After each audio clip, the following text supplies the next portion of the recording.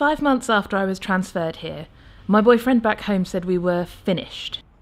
Not over, which for some reason might have softened the blow a bit, but finished, which, apart from sounding dramatically final, made our whole relationship seem like a battle or a challenge, some personal endeavour that he was glad he'd overcome.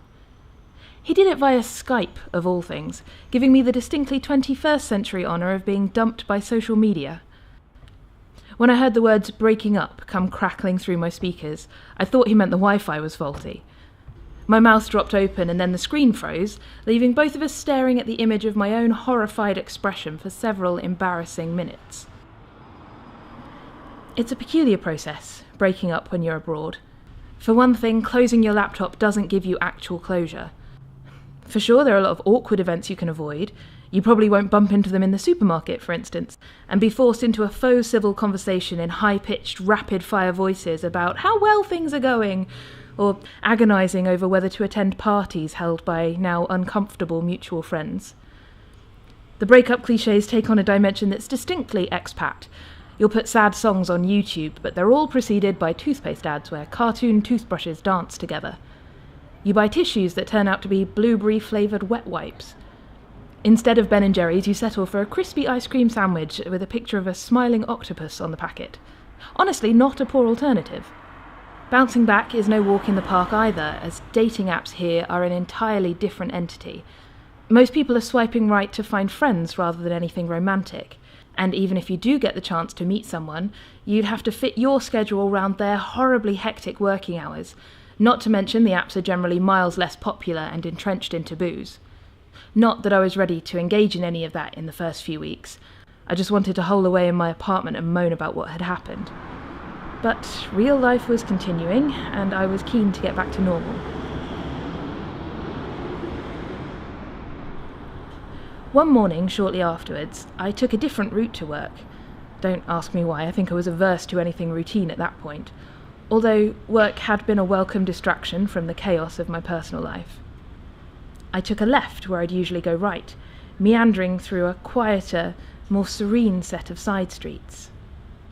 The houses were smaller than I'd seen before, composed of browns and whites, and amongst them, protruding from the other identical dwellings, was the ugliest thing I'd come across since I'd got here. It was a house, your average suburban abode, but with its entire interior hanging open, one wall having been ripped off, baring its innards like a cavernous doll's house. Bits of broken wood and debris lay scattered about the premises. Tiles that had once been part of someone's kitchen hung from the remaining walls, and inches from the remnants of a fireplace, a cracked bathtub and mounds of broken glass. It was haunting, but also strangely enticing. Knowing I had a good hour before I was due at work, I stepped over the flimsy makeshift barriers and began to explore. It was all fairly desolate, light fittings and electric cables sticking out from what had once been stable walls, and it was hard to imagine it had ever been anyone's home. Not wanting to be caught by passers-by, I ducked out of sight of the main road and stopped. In a mound of dirt, barely distinguishable amidst the rubble, was a videotape, poking out of the wreckage, its case already discoloured in the sun. It'll sound odd, but seeing that tape there, it felt like a time capsule, a message in a bottle or something of that sort. So I picked it up, stuffed it in my bag, and continued on to the subway. A week went by and I didn't act on it. It wasn't as if I could dash home and watch the tape. Hadn't so much as seen a VCR in about a decade, and I wasn't even sure if it would still work. It just lay there on my desk, occupying space and gathering yet more dust. Then, a few days later, one of my co-workers happened to mention a photography place in Akihabara. They specialised in converting clunky, out-of-date technology into shiny new alternatives, Polaroids into fancy JPEGs, and promised they'd have no problem with videos. So, that afternoon, I headed to Akihabara, tape in hand.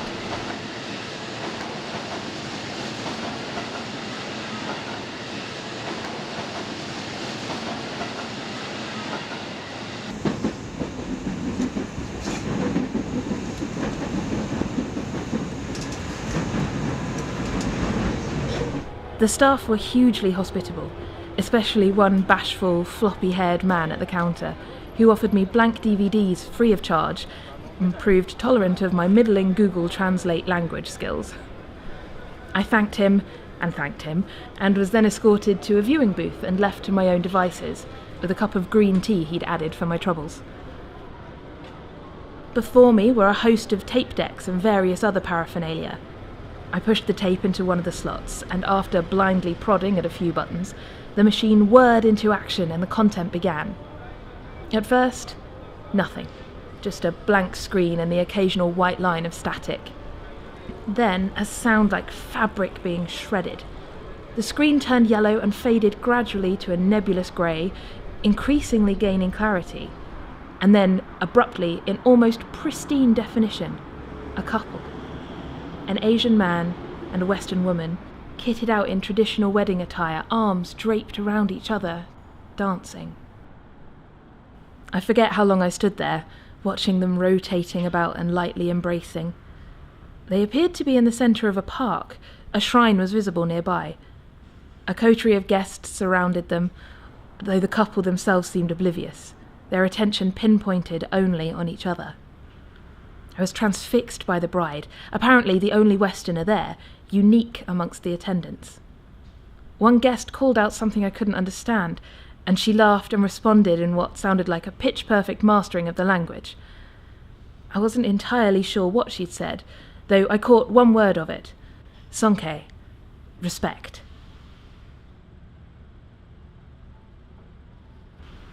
She seemed entirely at ease as she emitted the words in what had to have been her second tongue, and effortlessly returned to her dancing, laughing and casting the occasional wave at those around her.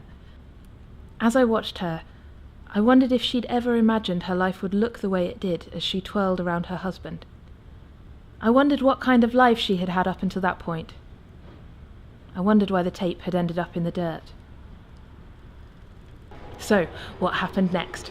I'd love to say it became one of those notorious conversation pieces that pop up on Twitter, that I implemented every social media site in a fervent attempt to track down the elusive mystery woman, that I eventually made contact with her and her husband, glad to discover they were still together decades after the footage was filmed, that they were thrilled to be reunited with the big day they thought was lost forever. I'd see my name in hashtags. I'd love to say that happened. On my way home, I went back via the subway. I saw a couple disembark the train and say goodbye on the platform. They didn't kiss, but bowed to each other, their heads descending deeply. They both had the biggest smiles I'd ever seen.